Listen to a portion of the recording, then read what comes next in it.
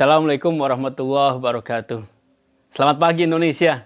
Salam bahagia semuanya. Alhamdulillah kita ketemu lagi di YouTube channel Jalan Bahagia. Jalan kita untuk selalu bahagia apapun, dimanapun, dan kapanpun insya Allah. Hari ini hari spesial. Karena hari ini nih hari ulang tahunnya salah satu kru dari Jalan Bahagia. Jadi saya ingin ngasih cerita nih, ini khusus buat kru saya. Insya Allah bermanfaat juga buat sahabat semuanya. Dulu ada seorang juragan yang sedang membangun lembaga pendidikan. Ini juragannya juragan yang sangat dermawan. Beliau punya jiwa sosial yang tinggi. Jadi beliau punya banyak uang dari hasil usahanya, kemudian disisihkan, dan itu dijadikan sebagai modal untuk membangun yayasan pendidikan. Beliau ingin membangun pesantren yang free, gratis. Ini pesantren khusus bagi anak-anak kalangan tidak mampu, tapi gurunya, kurikulumnya, semuanya ini berkualitas. Jadi beliau berharap dari pesantren ini nanti muncul generasi Islam yang baik, generasi Islam yang soleh, dan generasi Islam yang berprestasi. Tentunya bermanfaat bagi umat. Jadi beliau merekrut tukang-tukang. Banyak nih tukang bangunan ya, yang kerja di proyek pembangunan pesantren. Suatu hari ada tamu datang. Tamu ini adalah rekan beliau, teman bisnisnya. Ini kira-kira jam 11 setengah 12 siang. Jadi matahari udah mulai terik, panas banget itu matahari. Jadi kalau misalkan orang jalan itu kepalanya udah mulai nyut-nyut kayaknya, saking panasnya matahari. Sahabat dari si juragan kaya yang baik hati tadi datang ke sana, kemudian melihat ternyata ada beberapa orang pekerja yang sedang santai-santai. Ada pohon mangga di sana, mereka duduk-duduk santai, kepanasan, sambil kipas-kipas. Ada yang sambil ngerokok santai. Tapi satu orang kelihatan sedang ngaduk. Ya, semen diaduk dengan pasir, keringatan bercucur luar biasa dan panasnya menyengat, tapi tetap aja dia kerja. Wah, ini sebuah pemandangan yang unik nih, yang luar biasa. Ketika teman-teman yang lain istirahat, dia masih kerja. Maka si juragan ini pelan-pelan dia. Ya temannya tadi ya, temannya juragan tadi. Pelan-pelan datang menghampiri orang-orang yang sedang berkerumun di bawah pohon mangga. Assalamualaikum. Mereka menjawab, waalaikumsalam. Ada apa Pak? Kata tukang-tukang yang sedang istirahat. Mohon maaf, saya mau bertanya. Apakah Pak Hajinya ada? Oh ada Pak Hajinya. Saya kebetulan pengen ketemu dengan Pak Haji. Dan saya juga pengen ngobrol-ngobrol dikit. Boleh nggak saya ngobrol? Boleh nggak saya nanya? Oh boleh, nggak apa-apa. Ini nih, lagi ngebangun apa ini? Nah, dia pura-pura nggak tahu. Kata orang-orang tadi yang berkerumun, tukang-tukang yang lagi santai. Oh ini mah bikin bangunan biasa Pak. Katanya sih mau bikin pesantren, mau bikin madrasah. Oh iya. Bapak di sini kerja? Iya kerja Pak. Panas Pak. Waduh, kita kerja dari pagi kepanasan. Makanya kita istirahat dulu. Oh iya Pak, makasih, terima kasih Pak. Selepas itu, si tamu mendekati bapak yang sedang bekerja keras. Yang lagi ngaduk, kemudian berkeringat, disamperin. Assalamualaikum. Oh waalaikumsalam. Sambil dia tetap ngaduk, ditanya, Pak mohon maaf. Tadi saya bertanya ke kawan-kawan Bapak yang di sana tentang Pak Haji yang punya tanah ini. Ini mau dibuat lembaga Pak ya? Dibuat pesantren Pak ya? Oh ya betul sekali. Ini buat pesantren Pak. Boleh saya tanya Pak? Oh ya silakan. kok Bapak nggak istirahat? Mohon maaf Pak. Mohon maaf. Oh iya, ya nggak apa-apa, nggak apa-apa. Jadi kenapa Bapak kok nggak istirahat Pak? Kan teman-teman Bapak istirahat. Si tukang tadi diam. Kemudian dia berkata, ini nih kata Pak Haji mau dibikin pesantren. Saya bangga, saya seneng. Saya orang sini Pak. Dari kecil saya hidup di sini sampai sekarang umur 52 tahun masih di sini Pak. Dan saya nggak bisa ngasih apa-apa buat umat Pak. Saya nggak bisa ngasih apa-apa buat masyarakat sini Pak. Ketika Pak Haji mau bangun pesantren, saya senang, saya bahagia.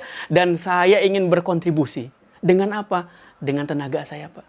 Minimal nanti ketika bangunan ini berdiri, nanti banyak santri yang belajar di sini, menuntut ilmu di sini, mereka akan menjadi generasi yang lebih baik. Dan saya sedikit bisa berkontribusi Pak. Jadi, itu alasan saya tetap bekerja sekarang ini. Si tamu tadi dalam hati mengatakan, luar biasa ini si Bapak. Tapi dia bilang, oh ya Pak, makasih Pak atas waktunya kita ngobrol-ngobrol santai. Saya mau ke rumah Pak Haji. Ada di rumah Pak Hajinya? Oh ada, itu rumahnya silahkan. Akhirnya si tamu pun berangkat, kemudian sampai ke rumah Pak Haji. Sahabat sekalian, ini kisah biasa.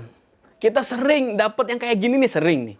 Di semua tempat, di segala bidang pekerjaan, pasti ada model kayak gini. Kelompok orang yang santai-santai, kelompok orang yang kerja. Coba kita masuk ke kantor. Ada yang lagi serius kerjain tugas. Ada yang santai, ngerokok, ngopi.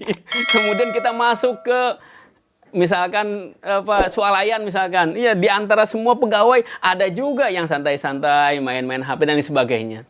Kemudian kita masuk ke mana misalkan ke lembaga misalkan, ada juga yang seperti tadi, ada kelompok yang santai, ada kelompok yang bekerja keras.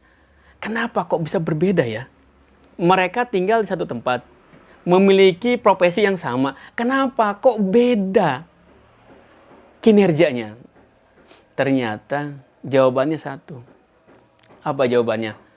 Motivasi. Saya nanya ke mahasiswa A, Dek, kenapa kok kuliah? Jawabannya, daripada nganggur nggak ada kerjaan. Yang pertama itu.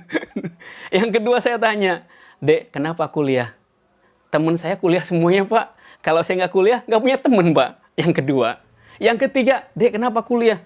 Sama emak Pak, disuruh-suruh Pak. Jadi kalau nggak kuliah, kata emak nanti nggak dikasih uang jajan. Akhirnya saya kuliah, yang ketiga. Dan yang keempat saya tanya, Dek, kenapa kuliah?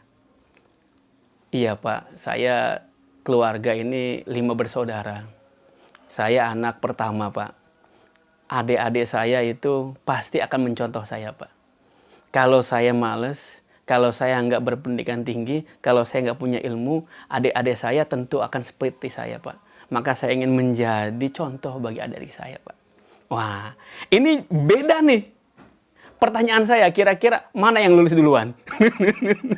Yang mahasiswa A, B, C, D, atau yang terakhir ini? Pasti yang terakhir. Kenapa kok bisa kayak gitu? Motivasi. Dorongannya kuat banget dia. Saya ingin berhasil, saya ingin sukses. Bukan asal ngikut arus. Saya mah hidup kayak air aja mengalir. Nanti kalau ngalir-ngalir, tahu-tahu dipendet aja. Ya, akhirnya jadi bau itu, jadi nggak ngalir lagi tuh. Jadi air got, comberan ya. Jadi hidup itu harus direncanakan, dan perencanaan yang terbaik itu biasanya ditopang oleh motivasi. Dalam Islam namanya niat.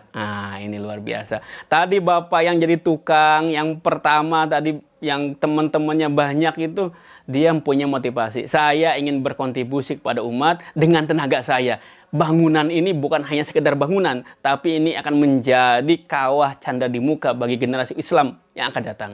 Maka dia semangat, nggak ada istilah lelah. Kemudian mahasiswa pun demikian. Dia ingin menjadi sarjana yang pertama di keluarganya untuk menginspirasi, memberikan motivasi kepada semua adik-adiknya. Kalau kakaknya berhasil, adik-adiknya insya Allah akan berhasil. Kakak jadi contoh. Maka dalam hidup ini nggak ada orang yang nggak semangat. Yang ada adalah orang yang nggak punya motivasi.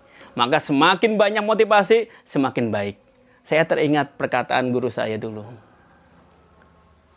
Ini pakai bahasa Sunda nih. Jadi guru saya kan orang Sunda. Orang Sunda ya. Saya orang Sunda asli. Jadi saya ini Paris ya. Ya, peranakan Cisarua. Jadi kata beliau kayak gini. When you have a strong why, you can deal with any how. Ketika Anda punya alasan yang kuat, Anda bisa mengatasi segala rintangan. Nah, ini luar biasa ini. Ya, jadi alasan yang kuat adalah senjata yang ampuh untuk menghadapi segala tantangan, rintangan yang ada di hadapan. Oke, sahabat semuanya.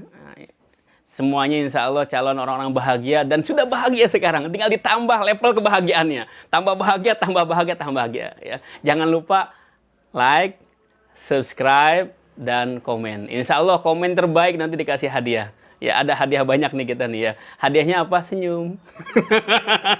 Terima kasih. Ya, terus stay tune dan terus tonton Jalan Bahagia. Bersama kita pasti lebih bahagia. Assalamualaikum warahmatullahi wabarakatuh.